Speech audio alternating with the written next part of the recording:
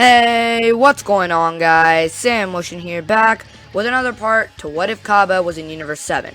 I know this What If has been put off a tiny bit, but it's back and ready. If you're watching this part and haven't watched the previous one, make sure to do so. The playlist is in the description. But let's start with the recap.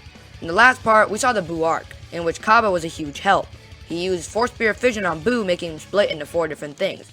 Boo's good half joined the team, trying to defeat Evil Boo, who was defeated with the extra help of the Kais, who were also defused from Boo due to Cabba. Cabba then went and trained with them to try and even get his potential unlocked by the Elder Kai, which he did. But we left off with Beerus waking up. Before we get into this part, let's hit 30 likes, and when we do, I'll continue with another one. Also, make sure to subscribe, and with that out of the way, let's get right into it. We start off with Beerus' planet, where Beerus has woken up, and with the help of his angel Whis has found the Saiyan. Most of them are on the planet Earth. One for some reason is on King Kai's planet, and another one is on the Kai's planet. Beerus immediately wants to go to the one who's on the Kai's planet, since he realizes even though the one who's on King Kai's is interesting, this one is much more, since he's training with the actual Lords of Lords. And by this, he actually means Supreme Kai, since he actually doesn't know who the others are right now, since he has no idea they are back. For some reason, Beerus had no idea because he was asleep. So therefore, he heads over to Supreme Kai's planet, which takes him a little bit.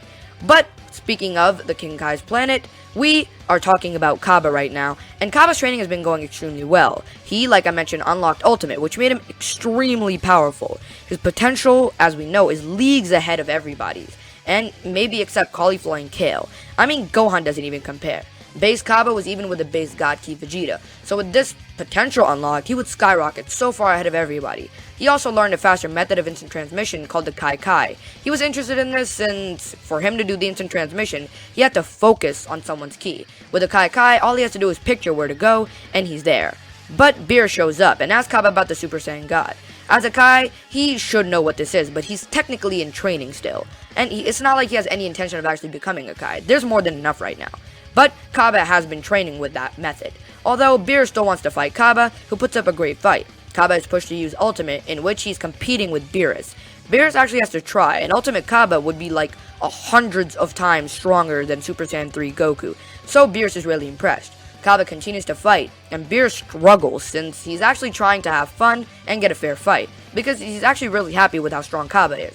Cabba, though, is not that easy to take down. When Beerus goes to finish him, Cabba uses the Kai Kai to get behind him and strike his face, making him bleed. He then swirls around Beerus, kicking him downwards, then bringing him back up with another punch. He then swerves around, kicking him back down to the ground one last time, landing a barrage of kicks and punches. Angered, Beerus gets up, starting to power up. As Cabba senses this, he realizes that he stands no chance against his now powered up Beerus, who's actually trying to defeat him. Cabba then suddenly powers up into Super Saiyan, and Beerus notices a drop in power, wondering what this Saiyan is about to do. Cabba then breathes in, and when he exhales, instead of a golden aura, a white one surrounds him. He's powered up into Ultimate on top of Super Saiyan. This gives him a 50 times boost on top of Ultimate form, which by the way has been getting stronger as the fight went on. But this form is extremely stressful to use and a huge strain on the body. He thinks this might not be enough, but he has to try. Beerus is extremely expressed at this point, and considers him being the Super Saiyan God, but he doesn't see that red glow. Cabba, although putting up a better fight, is eventually not able to stand up to Beerus. He knows that if Beerus goes to Earth, he might kill everyone. Cabba knows no one on Earth is close to him in power. Goku Super Saiyan 3 doesn't even match up at all, so Beerus, after defeating him, still ends up going to King Kai's planet next, and lays waste to Goku. Then he goes to Earth, and everything on Earth stays the same, with Beerus freaking out about Pudding.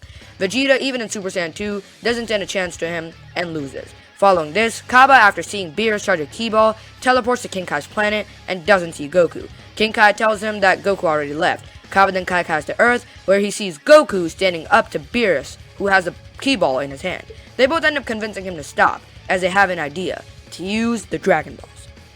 Cabba and Goku had the same idea, so after collecting the Dragon Balls, they summon Shenron, who tells them what the Super Saiyan God is. He says that it's not actually a person, there actually has to be a ritual to do it. Cabba, since he's there, doesn't actually need Videl to volunteer because, well, you know, 7 good-hearted Saiyans, well, technically there's 6 of them, but Videl doesn't have to reveal that she's pregnant, and the ritual is done on Cabba. Beerus specifically asked it of him as he's far beyond any of them, and they also know that. But Cabba gets the ritual done on him and he becomes a Super Saiyan God, and then goes on to fight Beerus, and Beerus gets a run for his money. Even though Beerus has to try way harder, he's eventually able to defeat Cabba, but just to put more focus on this again, it takes a crapload more effort. And Beerus invites Cabba to come to his planet up front, but Cabba declines, wanting to stay with the Kais, although both Vegeta and Goku take up on that offer and leave with Beerus and Whis a couple of months later after the encounter. Of course, they both end up unlocking Super Saiyan God, and then eventually Blue. But more on them later, as Cabba is continuing his training with the Grand Kai and the others. We know from the Dragon Ball Super manga recently that the Grand Kai was actually extremely powerful and had some very useful techniques, especially magic, which he used to seal Mora's power.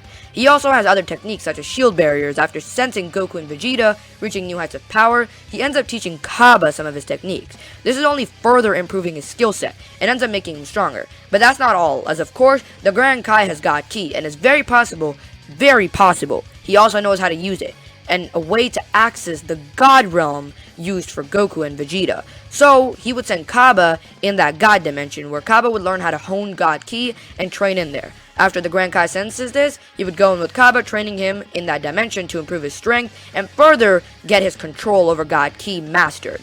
While in there, Cabba would end up unlocking Super Saiyan God, and unlike Goku and Vegeta, he has to try a different method to improve it.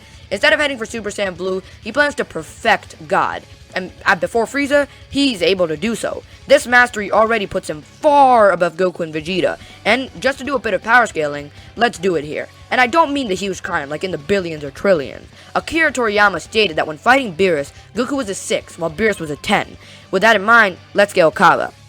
As previously mentioned, all of Cabba's forms are even with God Ki Vegeta, although a little less mastered. We also know that Cabba is way stronger in potential, and therefore is much stronger when he fights. He was able to unlock Super Saiyan and Super Saiyan 2 in very limited time without having any previous knowledge about the forms in the original series. So we can assume that hypothetically, a God Ki base Cabba would be lowball to fit a Super Saiyan God Vegeta, and after using Super Saiyan, he would be 50 times stronger, and so on. An Ultimate Cabba would be hundreds of times stronger, and a God Cabba just as overwhelmingly powerful. I know you guys might think that I'm making him too strong, but wait till I hear the power scaling. I will put him at around an 8, which is far higher than Goku's 6, but still lower than Beerus' 10.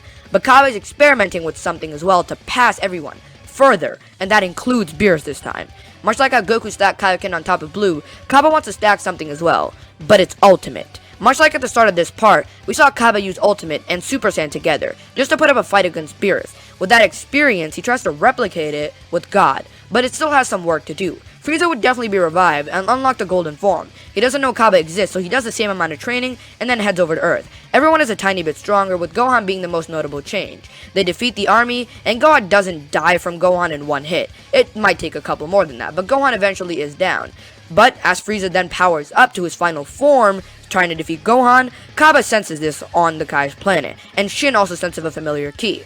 Cabba's told to lead with caution, but he ignores this and uses the Kai to immediately teleport to Earth, where he heals Gohan, who is nearly dead. And of course, he learned this technique from Yardrat, and when I was on the Kai's planet, he also learned how to use the healing technique of Kibito, since it is much more efficient and less ki consuming. Cabba would then stand up to Frieza and look at him. Frieza asks, "Who are you supposed to be?" with Cabba replying, "The man that's gonna end you for good." Cabba doesn't waste any time, but he does want to take his time with Frieza after everything he made him do. Frieza wouldn't much care and starts to laugh, but without anyone seeing Cabba move, he's suddenly right next to Frieza. He punches him, sending him flying and doing the same combo he did to Beerus. Frieza powers up to Golden, with Cabba responding by powering up to God. And he doesn't give him a second chance. Cabba beats the living hell out of Frieza. He doesn't give him a second chance and kills Sorbet before he even does anything. He then goes to fire a Gallic gun at Frieza, immediately killing him. Ah, that's satisfaction to him. With that passing, everything goes back to normal, but Champa shows up to Beerus' place one day and has a conversation about food. They decide on the Tournament of Destroyers, and they're going to compete for the Super Dragon Balls with 5 participants on each universe. But that's it for this part, guys. Hope you did enjoy, and if you did, make sure to leave a like and subscribe. Hit the bell to be part of the Super Saiyan 4s, and I'm trying to hit 600 subs by the end of the year, so if we can make that happen, it would be great. And thank you so much for watching. I'll see you in the next one.